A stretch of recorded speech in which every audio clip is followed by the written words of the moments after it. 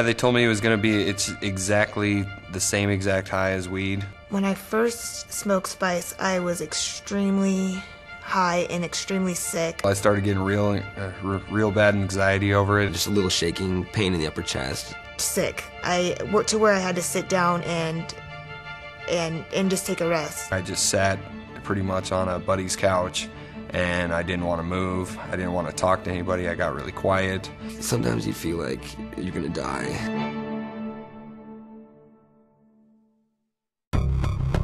As we did the research in our office, we learned that spice has been around for a number of years. Essentially in the mid-90s, a researcher was looking for a way to create a medicine-type drug for cancer victims. The THC, or the active component ingredient in marijuana, is what the researcher was attempting to mimic with the development of what we call synthetic cannabinoids.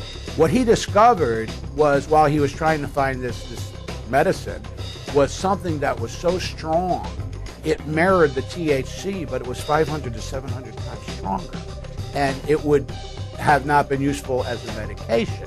We understand that cannabinoids are in the marijuana, the natural marijuana plant, has ingredients that really bind to receptors in your brain. He's created something that binds even more tightly and can be even more concerning with regard to the impact on your brain and your actions. He actually never tested it on humans. He tested it on lab mice and found that he wasn't able to separate the adverse effects of marijuana. And in fact, the synthetic variety was even more addictive and more bound more tightly to the receptors in the brain.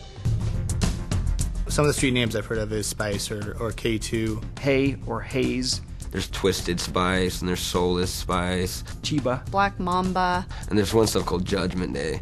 It really, explains the name a lot. I didn't even think about it.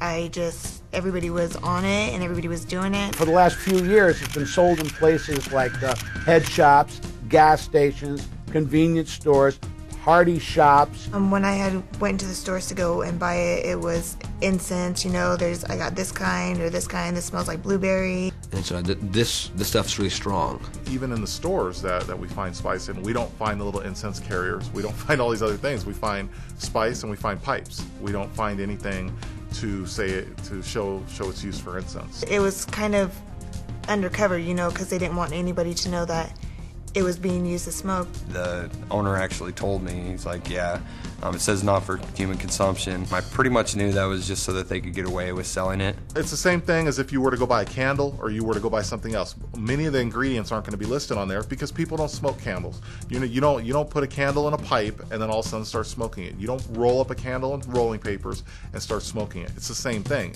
Candles aren't for human consumption, but also on a candle, people don't have to list that because we all grew up knowing candles aren't for human consumption. It's like a designer drug because it's designed only to have a specific high. And in fact, the gentleman who was the researcher, the chemist, he's quoted as saying, smoking it is like Russian roulette. You have an innocent herb with a very dangerous chemical that even the researcher says you'd be an idiot to smoke.